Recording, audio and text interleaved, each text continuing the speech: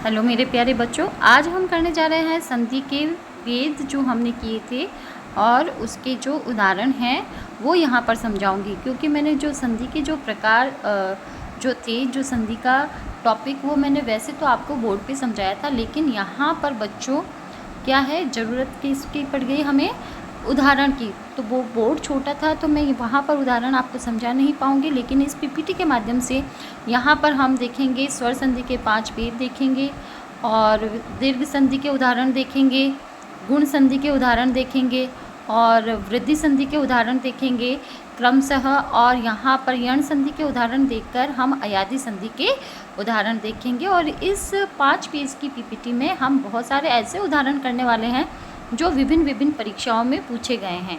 और इन परीक्षाओं में पूछे गए इन प्रश्नों को, इन उदाहरणों को आप एक बार अच्छे से कर लेंगे तो आगे आप कोई भी प्रश्न आए जिसका संधि विच्छेद करना है या संधि का भेद पहचानना है तो आप आसानी से पहचान सकते हैं। यहाँ पर देखिए संधि। संधि क्या है, मैंने आपको बताया था, संधि एक प्रक्रिया है, एक प्रोसेस है किसकी, नए शब्द बनाने की। और उसमें दो वर्णों में आपस में क्या होती है, समीपता के कारण जो परिवर्तन होता है वो संधि कहलाती है। संधि के हमने 3 भेद किए थे, स्वर, व्यंजन और विसर्ग। क्योंकि संधि क्या है, वर्णों का मेल, ध्वनि का मेल। और वर्ण 3 तरीके से संपन्न हो सकते हैं, स्वर, व्यंजन और एक अयोग वह हमने माना था जिसमें अंग अह आता है, अह जो विसर्ग है उसका। तो इस प्रकार स्वर संधि के यहाँ पर 5 भेद संपन्न हुए थे, हमने उस बोर्ड पे अच्छे से समझा था। और किस प्रकार हमने 11 स्वरों को 11 स्वरों से मिलान करवाया था और 5 प्रकार की स्वर संधि संपन्न हुई थी। जहाँ पर स्वरों का स्वरों से मेल होता है वो स्वर संधि होती है, और मेल से जो परिवर्तन उत्पन्न होता है उस परिवर्तन का नाम संधि है। स्वर संधि के 5 भेद हैं, दीर्घ संधि, गुण संधि, वृद्धि संधि, यण संधि, अयादि संधि। अब दीर्घ संधि जो है वो नाम से ही पता चल रहा है कि यहाँ पर दीर्घ एकादेश हो जाता है। दीर्घ एकादेश होने का मतलब होता है स्वर या तो ह्रस्व होता है या दीर्घ होता है। अ, आ, ई, उ, री, ये जो 4 स्वर है इनके ह्रस्व और दीर्घ भेद स्वीकार किए गए हैं। तो यहाँ पर हम दीर्घ संधि में देखेंगे कि ह्रस्व दीर्घ चाहे कोई भी स्वर हो, उन दोनों की जगह अगर समान होंगे वो तो समानता के आधार पर उन पे दीर्घ एकादेश होगा। गुण में हमने काम किया था अ, ए, ओ का, अ, ए, ओ, अर का, मतलब अ या आ को के सामने ई है तो ए, उ है तो ओ, अ या आ के सामने री है तो अर। वृद्धि संधि में हमने काम किया था अ या आ के सामने अगर ए, आई कोई भी हो तो आई एकादेश होएगा, या और ओ, औ कोई भी हो तो औ एकादेश होएगा। और ये जो 2 चोटियां हैं, ये जो 2 मात्राएं हैं, इनसे हम पहचान करेंगे वृद्धि संधि के उदाहरण की। यण संधि में ई को य, उ को व, री को र हो जाता है परे कोई भी असमान स्वर रहने पर। और अयादि संधि में ए को ऐ को आय, ओ को अव, आउ को आव आदेश हो जाता है परे कोई भी असमान स्वर रहने पर। ये हमने निष्कर्ष रूप से स्वर संधि समझी थी। चलिए बच्चों, अब हम इसके उदाहरण करते हैं। पहले उदाहरण करते हैं दीर्घ संधि के। दीर्घ संधि के उदाहरण देखिए, मैंने आपको बताया था अ या आ के सामने अ या आ है तो भी आ होएगा, ई या ई के सामने ई है तो ई, उ या उ के सामने उ है तो उ, और री या री के सामने री है तो दीर्घ री होगा। और ये वैदिक प्रक्रिया में ही संपन्न है। लौकिक हिंदी जो सामान्य हिंदी है उसमें दीर्घ री स्वीकार्य नहीं है। तो ये बात तो संस्कृत की रहेगी। अब यहाँ पर देखिए, जैसे बच्चों शब्द है मुर प्लस आरी मुरारी, अ मिलके भी आ ही बना मुरारी।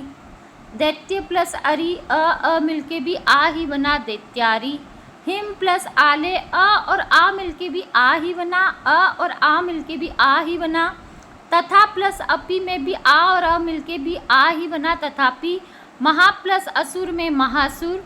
तो मुरारी, दैत्यारी, हिमालय, देवालय, तथापि, महासुर, विद्यालय, महाशय। इन सब में कहीं पर दोनों जगह आ भी होएगा तो भी आ होगा, केवल अ है तो भी आ ही होगा, आ है तो भी आ होगा। इस प्रकार से किसी भी स्थिति में होगा क्या, दीर्घ ही आदेश होगा। अब यहाँ पर देखिए, रिस्व ई मिलकर भी बड़ी बनेगी रविंद्र, रिस्व ई मिलकर बड़ी बनेगी कविंद्र, हरि प्लस ईशः हरीशः, क्षिति प्लस ईशः क्षितिशः, मही प्लस इंद्रः महींद्रः, लक्ष्मी प्लस इंद्रः लक्ष्मींद्र।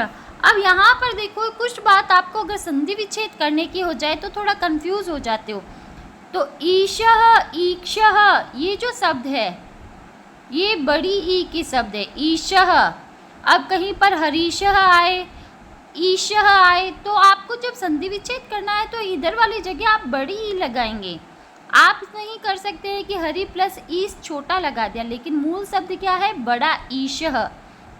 जैसे ईश्वर के अंदर बड़ा ई है ना, उसी तरीके से।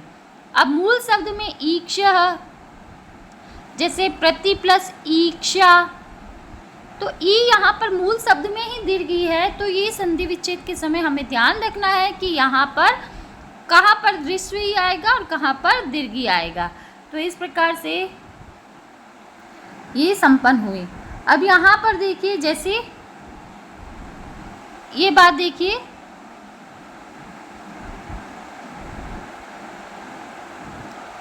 कुछ बातें समझने की है कि संधि विच्छेद करें कैसे। जैसे अब महींद्र है तो मही, क्योंकि मही शब्द अपने आप में दीर्घ है, ई दीर्घ होएगा, मही का मतलब धरती, और इंद्र में हमेशा ई छोटा होता है। तो संधि विच्छेद के समय हमें मही में छोटी ई नहीं लगानी है और इंद्र में बड़ी ई नहीं लगानी। ये जो मूल रूप में स्वीकार किए गए हैं वो लिखना है हमें।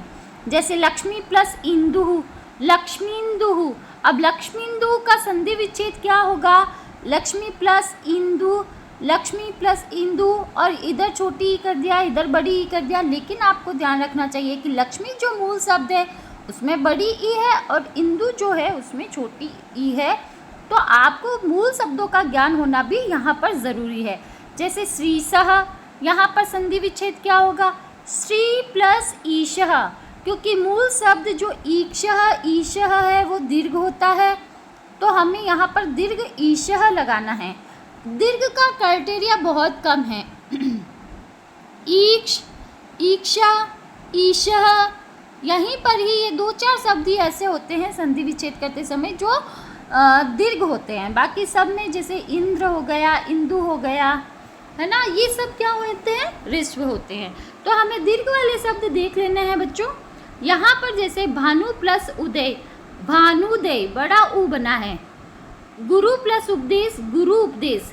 अब यहाँ पर भी जैसे ऊर्मिः, ऊर्ध्वः, ये जो शब्द है ऊढ़ः, ये जो शब्द है ये क्या है बच्चों, ये दीर्घ है।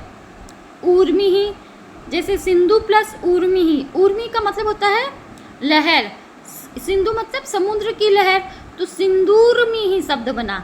लघु प्लस ऊर्मी, ऊर्मी का मतलब होता है लहरें उठना, छोटी लहरें, लघु ऊर्मी, छोटी लहरें। वधु प्लस उपदेश, वधूपदेश, देखो बड़ा ऊ बना है क्योंकि वधु जो मूल शब्द है उसमें ही बड़ा ऊ होता है। कहीं आप संधि विच्छेद करते समय वधु में छोटा ऊ कभी नहीं होता, ये 100% लोग मिस्टेक करते हैं। वधु में बड़ा ऊ होता है। एक बार आपने ध्यान से ये कंटेंट देख लिया तो आपकी मात्राओं की अशुद्धियाँ भी शुद्ध हो जाएगी, शुद्ध रहेगी, और ये जो ऊ है वो दीर्घ होगा। वो हमेशा दीर्घ ऊ होता है। भू प्लस ऊर्ध्वम, भूर्ध्वम मतलब धरती की लहरें, धरती में उमंगे। वधु प्लस ऊंचे, वधूचे, और होत्री प्लस रिकार, होत्रिकार। ये जो एग्जाम्पल है वैदिक प्रक्रिया का है। रिकार जो बड़ा री होता है, देखो इस बड़े री के अंदर देखो बच्चों डबल री होता है। ये देखो, ये यहाँ पर एक मात्रा है और जो रिकार है उसमें डबल हो जाती है। ये बड़ा री है जो कि संस्कृत की प्रक्रिया में स्वीकार किया गया है, हिंदी की प्रक्रिया में नहीं। लेकिन ये example as it is Hindi और संस्कृत के समान रूप से इस्तेमाल किए जाते हैं। अब आते हैं हम अपनी दूसरी संधि के उदाहरण की ओर, जिसका नाम है गुण संधि। अब गुण संधि के उदाहरण देखो, जिसमें हमने किया था अ और ई मिलके ए बना था। कैसे बना था, अब जैसे हाँ उप प्लस इंद्रः उपेंद्रः, नर प्लस इंद्रः, इधर अ ई मिलके नरेंद्र बना, तथा प्लस इति तथेति, ए प्लस इह एवेः, सुर प्लस इंद्रः सुरेंद्रः, सुर प्लस ईशः सुरेशः। देखो सुरेश का संधि विच्छेद क्या होगा, सुर प्लस ईशः, ई बड़ा होगा क्योंकि मूल शब्द ईशः में ई बड़ा ही है। सुरेशः सुर प्लस ईशः, जबकि सुरेंद्र का क्या होगा संधि विच्छेद, सुर प्लस इंद्र, इंद्र ई छोटा है क्योंकि इंद्र का जो मूल शब्द है वो छोटा ही है। नर प्लस ईशः नरेशः, अब जहाँ पर ईशः आ रहा है वो बड़ी ई होगा। महा प्लस उदय महोदय, सूर्य प्लस उदय सूर्योदय, देव प्लस ऋषि देवर्षि, राज प्लस ऋषि राज ऋषि, तव प्लस लिकार तवलकार, महा प्लस, ये जो लिरे वाला उदाहरण है ये संधि की संस्कृत की प्रक्रिया है, सामान्य हिंदी में स्वीकार्य नहीं है। यहाँ पर देखिए महा प्लस ईशः महेशः, रमा प्लस ईशः रमेशः, क्योंकि ईशः अपने आप में मूल शब्द में दीर्घ ही है। ईशः ईक्ष ईक्षा, ये 2-3 शब्द हैं जो दीर्घ ई वाले हैं। तो संधि विच्छेद करते समय हमें ध्यान रखना है कि जब हम इसका विच्छेद करें तो दीर्घ ई ईशः लिखें। महा प्लस ऋषि महर्षि, वसंत प्लस ऋतु वसंत ऋतु। तो इस प्रकार इन उदाहरणों के माध्यम से हमने देखा कि अ और ई मिलके ए बन जाता है, और अ और ई मिलके ए बन रहा है, अ या आ और ऊ मिलके ओ बन रहा है, और अ या आ और री मिलके अर बन रहा है। तो ये हुई गुण संधि की बात। अब यहाँ पर आ जाते हैं हम वृद्धि संधि की ओर। अब वृद्धि संधि के अंदर हमने मैच किया था, जैसे अ या आ के सामने अ या आ है तो दीर्घ, अ या आ के सामने अ या आ के जैसा नहीं होकर अगर ए आई है तो उसकी जगह आई हो जाता है, अ या आ के सामने ओ औ कोई भी है तो औ हो जाता है। देखो अब इस वाली स्थिति में हर जगह अ या आ ही होगा, और इसके सामने ए आई कुछ भी हो तो हर बार यहाँ पर आई और यहाँ पर औ होगा। इतनी बात समझ में आ गई। यहाँ पर अ या आ ही होगा, और इधर ए आई कुछ भी हो तो दोनों की जगह आई, और यहाँ पर अ या आ ही होगा, और इसकी जगह यहाँ पर ओ या औ कोई भी हो तो बनेगा औ। तो यहाँ पर वृद्धि आई और वृद्धि औ आदेश हो रहा है। इसको हम सामान्य रूप से इस तरीके से पहचान, जहाँ पर शब्दों में इस तरीके की आपको मात्राएं दिख जाए 100% तक वो वृद्धि संधि का एग्जाम्पल स्वीकार किया जाता है। यहाँ पर देखिए एग्जाम्पल्स जैसे, हाँ जैसे एक एक, इधर अ और इधर ए दोनों मिलके बना एक एक, अ ऐ मतैक्य, सदा प्लस एव सदैव, ऐ की मात्रा, महा प्लस ऐश्वर्य महेश्वर्य। अब यहाँ पर भी बात समझने ये जरूरी है कि कहाँ पर ऐश्वर्य, आप महेश्वर्य का जब संधि विच्छेद करते हैं बच्चों, हाँ जैसे आप अगर महेश्वर्य का संधि विच्छेद करते हैं, यहाँ पर ये मात्राओं की गलती है, यहाँ पर 2 मात्राएं होएगी। महेश्वर्य का संधि विच्छेद करते हो तो महा प्लस ऐश्वर्य लिखते हो तो यहाँ पर ऐ लिखेंगे क्योंकि ऐश्वर्य में ऐ होता है, ऐक्य में ऐ होता है।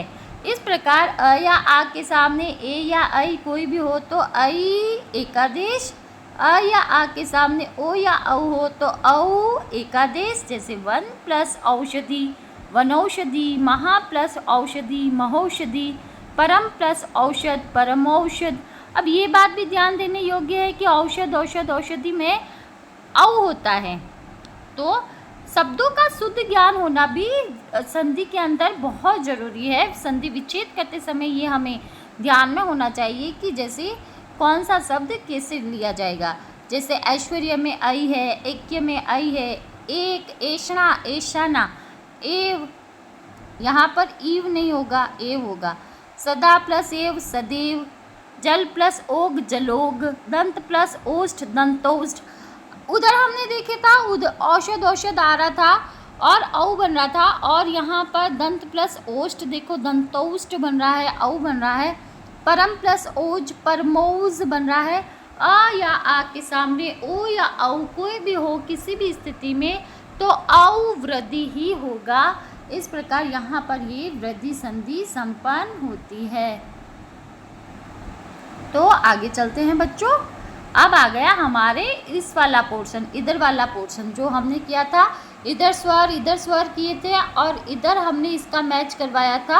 अब हम इधर वाले ई या ई को या हो जाता है, ई को या हो जाएगा, ऊ को वा हो जाएगा और री को र हो जाएगा। पर कोई भी असमान स्वर हो, कोई भी असमान स्वर का मतलब है ई के सामने ई उसके समान है तो बड़ी ई होएगा दीर्घ के अनुसार, और अब ई के सामने उसके जैसा ई नहीं है, कोई भी अन्य स्वर है, असमान स्वर है, तो ई को य हो गया और आगे वाला स्वर एज इट इज उसमें जुड़ गया। यहाँ एकादेश नहीं हो रहा, सिर्फ ई को आदेश हो रहा है, सिर्फ ऊ को व आदेश हो रहा है। पर कोई भी असमान स्वर होने पर ऊ के सामने ऊ के जैसा समान स्वर है ऊ या ऊ तो दीर्घ ऊ, और ऊ के सामने ऊ के जैसा ऊ नहीं है और कोई भी असमान स्वर है तो ऊ को हो जाएगा व। तो ये हमने देखा यण संधि में। जैसे उदाहरण देखते हैं, यदि प्लस अपि यद्यपि, अब द हलंत रह गया, ई को हो गया य पर असमान स्वर होने पर। वी प्लस आकुल व्याकुल, व हलंत रह गया, ई को हो गया य और ये आ इसमें जुड़ गया व्याकुल। अति प्लस उत्तम अत्युत्तम, ई हलंत रह हलंत रह गया, ई को य हो गया अत्युत्तम। वी प्लस उ व्यूह, वी हलंत रह गया और ई को हो गया य और बन गया व्यूह, जैसे चक्र व्यूह। अधि प्लस एषणा अध्येषणा, अधि प्लस आय अध्याय, अनु प्लस अय अन्वय, सु प्लस आगत स्वागत, स हलंत हो गया, उ को व हो गया, शब्द बन गया स्वागत। तो इस प्रकार यण संधि का ये जो उदाहरण है इसमें ई को य, ऊ को व, री को र हो जाता है। ई री को र का उदाहरण जैसे देखो, पितृ प्लस आज्ञा, शब्द बनेगा पित्राज्ञा। अब री है वो र बन गया और त और र मिलके त्र बन गया, आगे आ इसमें जुड़ गया और शब्द बन गया पित्राज्ञा। तो ये हुआ यण संधि का उदाहरण। अब आगे आ जाता है ऐ संधि का उदाहरण। ऐ संधि का हमने कहा था ए को ऐ हो जाता है, ऐ को आय हो जाता है, ओ को औ हो जाता है, औ को आ हो जाता है। कब? परे कोई भी स्वर रहने पर, परे कोई भी स्वर रहने पर, कोई भी अन्य स्वर होने पर। जैसे ने प्लस अन, ए को हुआ अय, न हुआ हलंत, शब्द बना नयन। नौ प्लस एक, औ को हुआ आय, न हुआ हलंत, नाविक। सॉरी,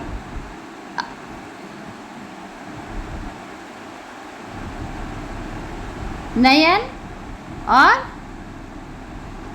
औ को हुआ आव, सॉरी औ को हुआ आव, शब्द बना नाविक। ओ को हुआ औ, शब्द बना भवन।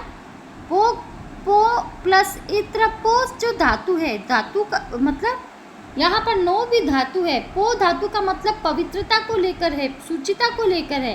और न का मतलब नौ धातु यहाँ पर ले जाने अर्थ में है और इक प्रत्यय लगकर नाविक शब्द बना, मतलब जो ले जाने वाला है।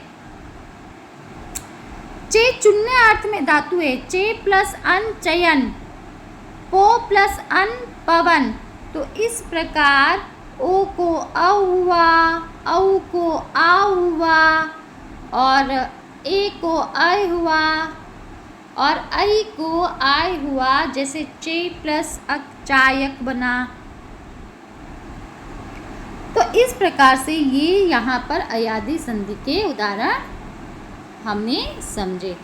तो मेरे ख्याल से आपको स्वर संधि बहुत अच्छे से आ गई है और नेक्स्ट जो वीडियो होएगा उसमें आपके लिए मैं लेकर आने वाली हूँ व्यंजन संधि के नियम और उदाहरण, जो वेरियस एग्ज़ाम में इम्पोर्टेंट जो भी एग्जाम्पल्स हैं वो आपको समझाए जाएंगे।